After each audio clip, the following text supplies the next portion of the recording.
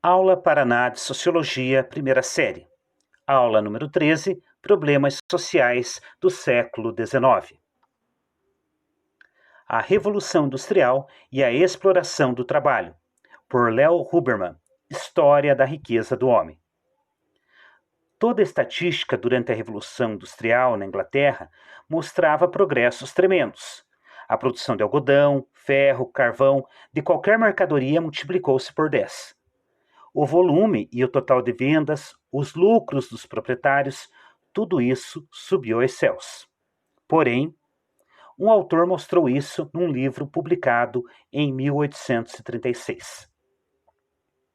Mais de 1 milhão de seres humanos estão realmente morrendo de fome, e esse número aumenta constantemente em uma nova era na história, em que o comércio ativo e próspero seja índice não de melhoramento da situação das classes trabalhadoras, mas sim da sua pobreza e degradação. É a era que chegou à Grã-Bretanha. Se um marciano tivesse caído naquela ocupada ilha da Inglaterra, seria considerado louco todos os habitantes da terra, pois teria visto, de um lado, a grande massa do povo, trabalhando duramente, voltando à noite para os miseráveis e doentios buracos onde moravam, que não serviam nem para porcos. E, de outro lado, algumas pessoas que nunca sujaram as mãos com o trabalho, mas, não obstante, faziam as leis que governavam as massas e viviam como reis, cada qual num palácio individual. Dos ricos e pobres. Essa divisão não era nova, mas com a chegada das máquinas e do sistema fabril, a linha divisória se tornou mais acentuada ainda. Os ricos ficaram mais ricos e os pobres desligados do meio de produção, ainda mais pobres. Particularmente ruim era a situação dos artesãos, que ganhavam antes o bastante para uma vida decente e que agora, devido à competição das mercadorias feitas pela máquina, viram-se na miséria.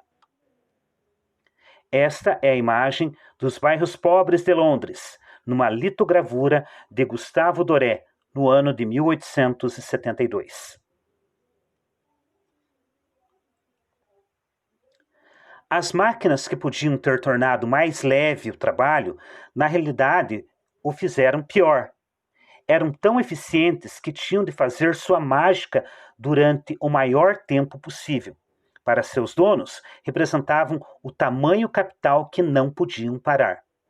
O proprietário sabia que arrancar tudo da máquina o mais depressa possível era essencial, porque com as novas invenções, elas podiam tornar-se algo logo obsoletas. Por isso, os dias de trabalho eram longos, de 16 horas. Quando conquistaram o direito de trabalhar em 2 turnos de 12 horas, os trabalhadores consideraram uma bênção. Mas com os dias longos, os trabalhadores estavam acostumados, no sistema doméstico.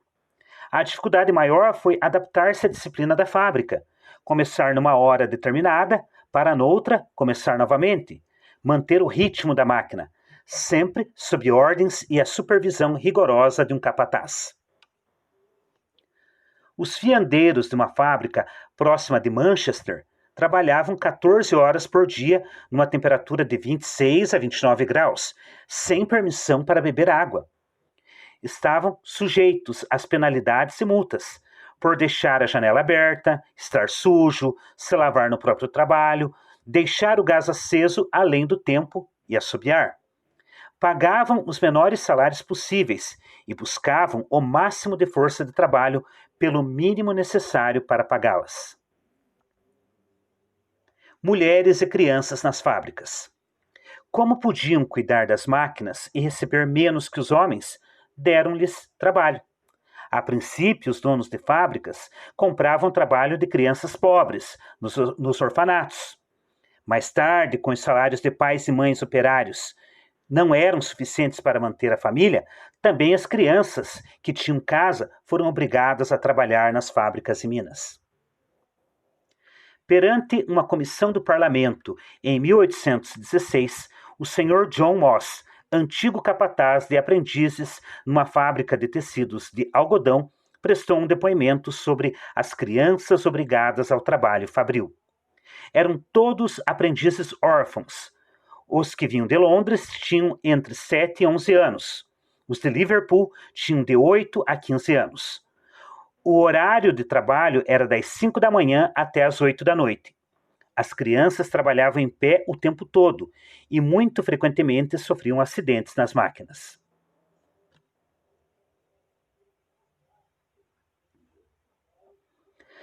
Nessa primeira metade do século XIX, então, alterou-se significativamente as formas e estilos de vida, o cotidiano e a cultura de todos os segmentos da população. E nesse cenário, o desemprego e a miséria para a maior parte da população ocorriam em grande escala. As principais consequências sociais foram o crescimento da desigualdade e a intensificação do conflito entre as classes. O empreendimento fabril consolidou uma restrita classe de capitalistas, determinando os rumos da vida política e econômica. A classe trabalhadora, apesar do empobrecimento material, tornou-se mais numerosa, homogênea e concentrada. Nos grandes centros fabris, as rebeliões não tardaram. Grandes movimentos dos trabalhadores surgiram, como os movimentos ludismo e cartismo. Obrigado pela atenção na aula de hoje e até a próxima.